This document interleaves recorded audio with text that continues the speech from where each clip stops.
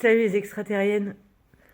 J'ai hésité à faire cette vidéo parce que je me demandais euh, la pertinence. Parce que l'idée, c'est pas juste de me plaindre comme ça sur les réseaux et de faire la pleureuse, mais en fait, je me suis dit que je pense que ça arrive souvent à d'autres personnes ben, en situation de handicap, fatiguées, ou enfin même, enfin je sais pas, ou à toutes des personnes en général.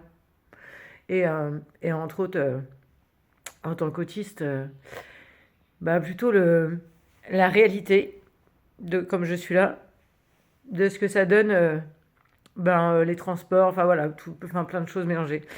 Du coup, au bout de 5 heures de transport, je suis partie à 10h25 ce matin de la gare Montparnasse, mais en fait, même avant, j'étais dans le métro à 9 heures du matin. Donc voilà, métro, deux rames différentes, euh, plus de 4 heures de TGV. Et en fait, j'avais décidé de rentrer en bus de la gare jusqu'à chez moi.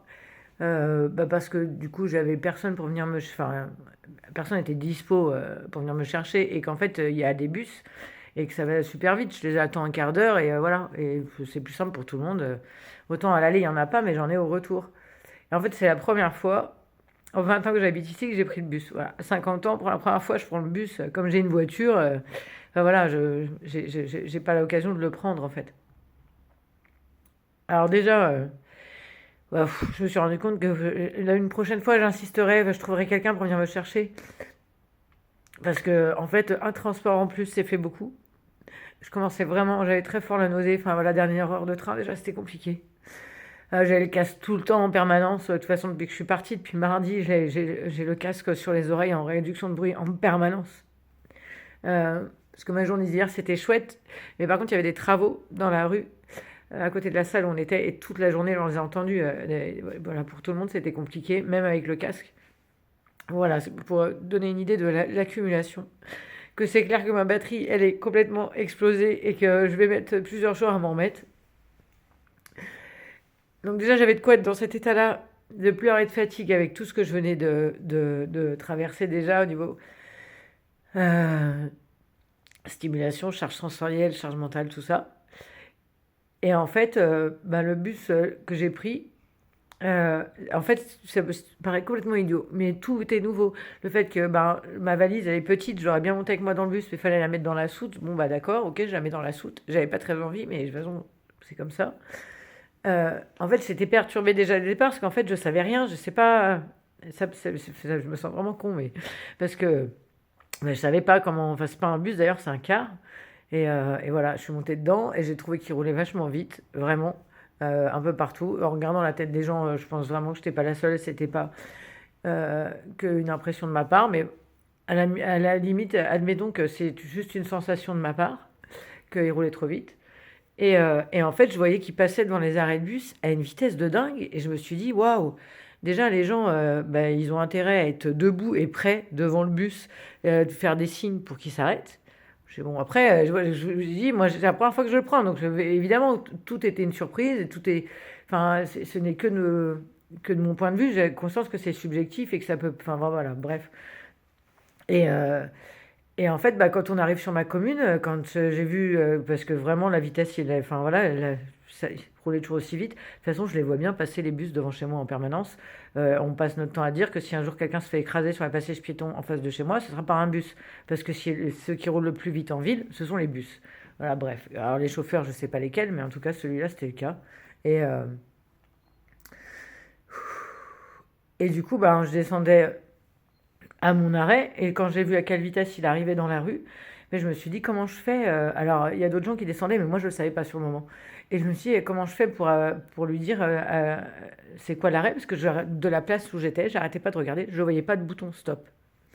Et je me suis retournée, et j'en ai vu les deux seuls que j'ai vus, et encore j'en ai vu qu'un, c'est en me levant que j'ai vu le deuxième. Ils étaient de l'autre côté de moi, de mon allée en fait. Donc il fallait que je me lève et que j'aille de l'autre côté pour appuyer sur le bouton. J'ai regardé, j'en ai pas vu d'autres. Alors, voilà, en fait, enfin, je sais même pas pourquoi je me justifie. Ça peut arriver à n'importe qui de pas les voir. On peut être moins bienvoyant. Enfin bref, je veux dire, il y a mille raisons pour que je voie pas les boutons. Donc je me suis levée parce que je voulais appuyer sur le bouton. Et en fait, comme j'avais l'impression qu'il y avait un arrêt entre les deux, je voulais pas appuyer au mauvais arrêt. Enfin bref, ça me faisait beaucoup trop d'informations, beaucoup trop de choses dans ma tête. Et en fait, dans cet état-là, parce que le chauffeur de bus m'a littéralement agressé sans aucune raison, mais vraiment, vraiment agressé en fait. Et j'arrive pas à m'en remettre, ça fait une demi-heure que je suis rentrée à la maison et j'arrive pas à m'en remettre parce que je comprends pas en fait. À aucun moment j'ai fait quelque chose de d'irrespectueux ou de déplacé qui justifiait de s'en prendre à moi à ce point-là en fait. Et du coup, bah, le chauffeur, il a gueulé, mais vraiment, il a gueulé fort de m'asseoir. Je dis, bah, ok, je m'assois. Puis du coup, j'ai regardé les personnes derrière, je leur disais, bah, je fais comment pour appuyer sur le bouton? Et ils sont plusieurs à avoir levé les épaules, genre, bah ouais, enfin, c'était un peu agressif, et bon. Et du coup, il y a quelqu'un à appuyer, de toute façon, il y avait d'autres gens qui descendaient, ok? Donc je descends, et en fait, la soute, pour ouvrir la soute de ma valise, et ben en fait, la porte arrière bloquait la soute.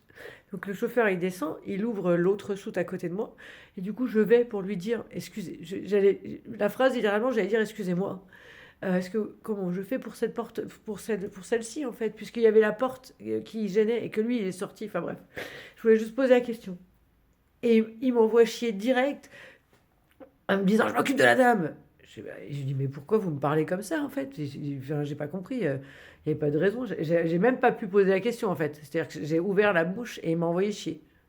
Et, euh, et je lui dis, mais pourquoi vous me parlez comme ça? Il me dit, vous voyez bien que j'aide la dame, parce qu'il y avait une dame qui avait, euh, du coup, pas un déambulateur, mais enfin aussi, c'est ça, un chariot à roulettes, enfin bref, et qui avait besoin d'aide, carrément. En fait, à aucun moment, en fait, j'avais l'intention de passer devant qui que ce soit. Je voulais juste il m'aurait dit, excusez-moi, enfin, il m'aurait dit, attendez, j'arrive, je viens vous l'ouvrir. Je me serais arrêté là, en fait. Et pas du tout. Et il me dit, vous voyez bien. Je lui dis, mais pourquoi vous me parlez comme ça? Vous n'avez pas besoin de m'agresser. Il me dit, je vous agresse pas.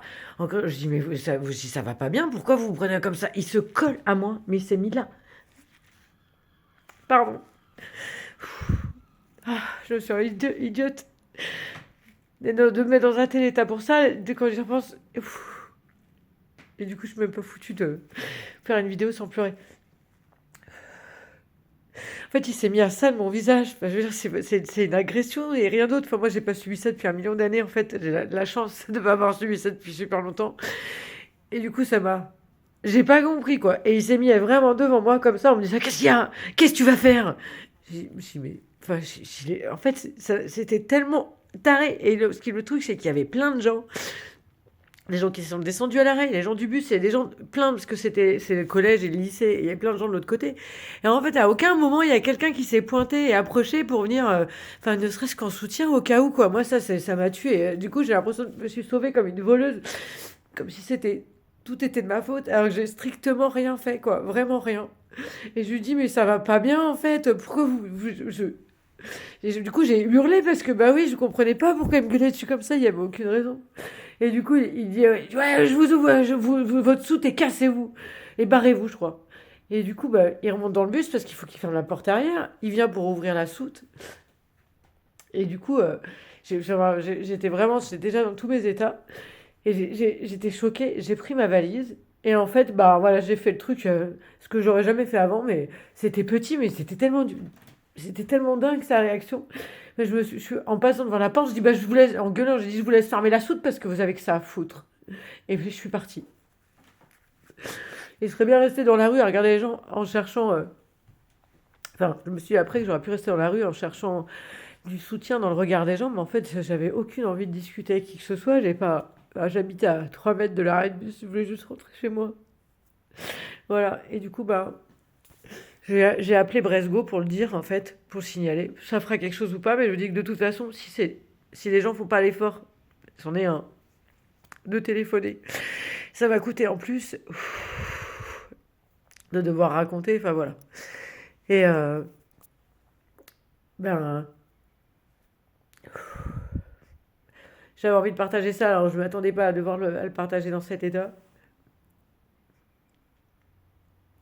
Je sais pas si je mettrai la vidéo, mais enfin, je me connais, je pense que si, parce que voilà, c'est tout l'idée. Euh, Vulnérabilité, authenticité, et puis ben, c'est qui je suis en fait, et l'état dans lequel ça me met de faire ça. Et, bah, je pense à quelqu'un qui aurait été dans un état Enfin, je sais pas. Je comprends pas, en fait. Pardon. Je comprends pas comment on peut faire un métier comme ça, avec du public, et, euh, et avoir un tel comportement. Il suffisait qu'ils me parlent même pas, qu'ils me disent attends, enfin, en 2 mots, ils m'ont dit ah, madame, j'arrive. C'est tout. J'avais même pas besoin de lui parler. J'arrête pas de refaire le film. J'avais pas fini de me le refaire. Et à mon avis, je vais le refaire jusqu'à ce que je vois ma psy dans 15 jours parce que bah, je comprends pas. Voilà. Sinon, je vais bien. Je ferai un épisode de la suite et raconter mon court séjour à Paris sur une autre vidéo. Et voilà. Salut.